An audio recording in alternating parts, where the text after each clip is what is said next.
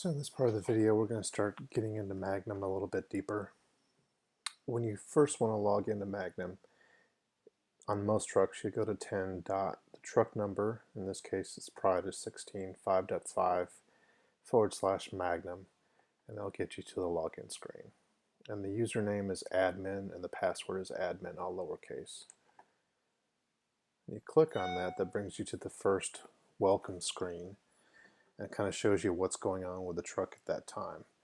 Devices is everything that's connected to the truck. That'll be your VIPs, the EMR frames, the EQX frame, and that's one thing you always want to check to make sure you actually do have connection there. If EMR is not connected, you won't have audio. It also shows you the panels, which ones are connected. Routes are real time, what's happening. If somebody routes on a panel, you'll actually see it pop up here. And system health will show you things like the uptime, CPU health, memory, a bunch of different useful information. And this is back to the stunt double one here now. We'll get rid of the Pride. And the stunt double, we match the IP to the one that we got from our VirtualBox. And this one, so now we can send changes, we can send uploads as we need to. But if you have an issue with a server on a truck, you have to remember to delete that server if there's one of them that's down, because you won't be able to upload changes. It'll give you an error that says that you can't do it. So you always want to make sure that if you have two servers on here that they're both good and they're both working properly, they should say license valid. So now we're going to start looking through some of the menus, and that up at the top, home gets you back to where we just were, and the server shows you the servers, devices, and tile lines, source availability. That's something we'll get into in a future video. So we're going to go to port labels. In port labels, one of the things you can do is to change the colors. So I'm going to sort by subscriptions and say I want to do a color for just cameras. So I'm going to do just a couple of those. And then I go over here to manage labels. And I double clicked on color. Say I want to make that blue. I can affect the shade of it over here. Select, manage labels again, now I get back. And I can have different colors for sources, so if I want RF to be another color, let's create it over here, go back to manage labels, double click on this, and say I want that to be orange. Manage labels again, and now that's a different color, and you can have that for as many things as you want. You can do that for subscriptions, you can do that for virtual ports, you can do it for whatever you want. Sources, destinations, it really doesn't matter. So port attributes and playlists, we'll do another video. I'll get into virtual ports, either sources or destinations. And virtual sources are a way of creating sources that span levels and frames, so it allows you to line up sources to matching levels on destinations. And you can do a breakaway by building a virtual port with only a video level or only an audio level. The video level is looking at the EQX source, the audio level is looking at the EMR source. You can export these to Excel if you want to edit in Excel, and you can import it back in, or you can add one pretty simply, and we'll call it test. It'll appear at the bottom, and then I can add sources to it. I can also copy if I know what source it is. Switch your aux by hitting Control C for copy.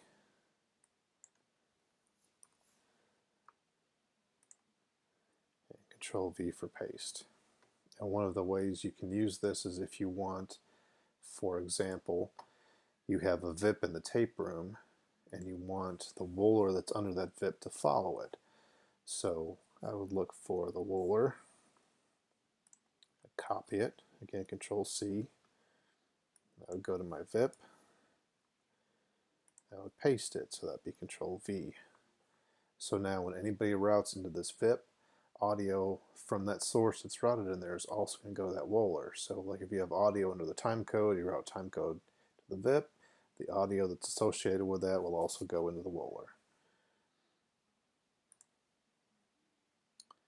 Subscriptions. Subscriptions are a router output to a router input. In the Peso world, that would be a re-entry. And you can use this in several different ways. It's a lot easier if you use the subscriptions to go to your router panels that go to the monitor wall, that go to the EVS inputs, that go to the switcher inputs. And we'll show you that here in a second. Now, one thing I like to do when I'm editing is I open a bunch of tabs. So I'll just open up several of them. You can have as many of these tabs open as you want. So I'll go through here. Log into all these. That is advanced routes. This one's interfaces. I do this one with salvos. So now these are all kind of starting to go. So if you have multiple tabs open, you can go back and forth a lot quicker instead of waiting for each page to load one at a time. Some of these pages do take quite a while. So now we've created our subscriptions. If you want to add one, really just click on add, type test, and this can be a source or a destination. It really doesn't matter.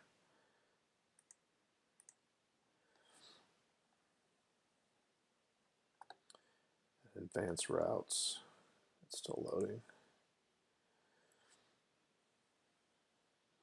As you notice what I did, it was still doing stuff, so it added 3 tests in a row. And even though there is a delete button right here, you don't want to delete them. What you're better off to do is just change the name, because if you delete them, it actually keeps the placeholder, and that creates a problem. It can throw off your whole numbering scheme, and it's very hard to come back from that. So don't ever delete them. Keep them there. Just change the name to be something else, and you'd be much better off. So back to my subscription. So for example, if camera 1 was a feed from another truck, I wanted that to actually be FrameSync 1. You type in your FrameSync 1. Because I did it in this column, in the source alias one, it actually took that source across every level. If I only want it to be in the video source, I'll just type FrameSync 1 here. Now it's only video, and I wanted something else to be my audio. That, for example. I would hit take, and I would take it. And that's my subscription. So if I use subscriptions everywhere in the truck, I can just route into them another source, and it's much quicker than doing uploads to the router.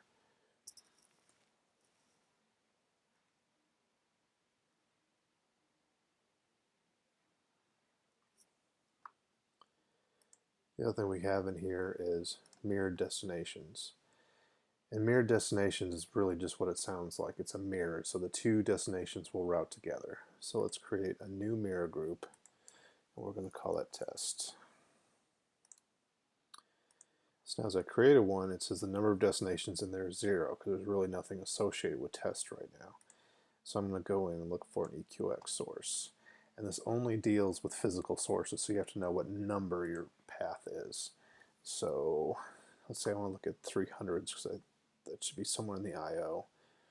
And I want these router outputs to route together. So I've checkmarked both of them, add to group. My group is test, add. So now these 2, test appears here. I look at here my number of destinations, and it says 2. So an example of this is like a lighting director in the house.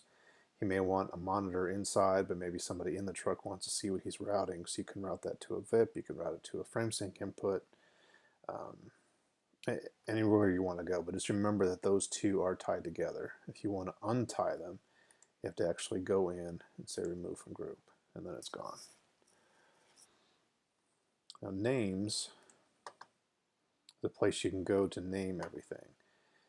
If you've looked at like subscriptions, or you want to load up virtual ports, if you want to change a name in here, whenever you load a virtual port, it loads up all the information. So it's loading up all the audio channels and the video channel. It can take some time to load the page, but if you're in names, it loads much faster. It's only loading the naming information. So if I want to go down, I want to load subscriptions and go back and forth, bam, it's right there. I want to go back to virtual ports, boom, there you go. It's right there. So the other thing we can do in the naming tab is create a name set. So the use of a name set, we have the global one. That's the one that everything is named on here. But we can add a name set. I can call that show. So now I have another tab over here called Show, and in here I can name things however I want to. So say I want to do a group of cameras. I'll click on the first one, I'll hold my shift button down, so now I've got all the cameras selected. Let's say I want to name those something else. So I'm going to call my auto generate tab and my selected name set. I'm going to make that Show, and I'm going to need to create a new category. So I'm going to create a category called cameras. And for my separator, I'm going to do an underscore. And my suffix begin at 1. Okay. So now this is going to auto name all of this stuff for me. So say I want to preview it, and you have to preview it first, so once you actually make sure you like the way it turned out. I do, so click apply. So now I just named all those things in that order. I have my little name set names. So like for an EVS, I could actually leave the EVS as its normal EVS 11, EVS 12, but over here on my show page I could call it A, or maybe I just want to call it a single A, to have just like one really big A. And maybe this I just want to call a really big B. So it's not going to interfere with anything else that's in the system. So now I go to my interfaces, and the default name set tab over here, I can go in here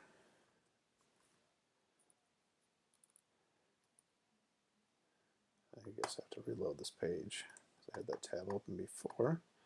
So let's go over here and show. So now that particular router head, you can have as many ones of these as you want. So if I go into the panel, now there's my letters that are in here. And from here, there's also a name set name in this tab. So I go back, change it that way. Now it goes back to the way it was. Or I can go to show, and bam, there it is there. So I can move it around however I want.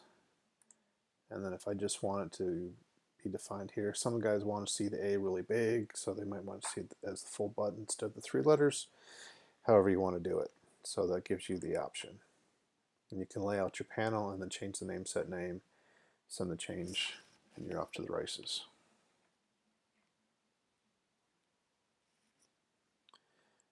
The other thing you can do in names is create categories, and that's kind of what I did already. I created this cam.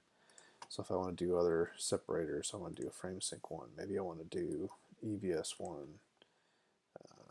TX, any different separators. And so I can use that when I'm naming stuff. I can have as many of these as I want, but it also helps me in my search columns when I'm on panels or wherever. I can actually search by those names that I've created, and they can all go in the same order.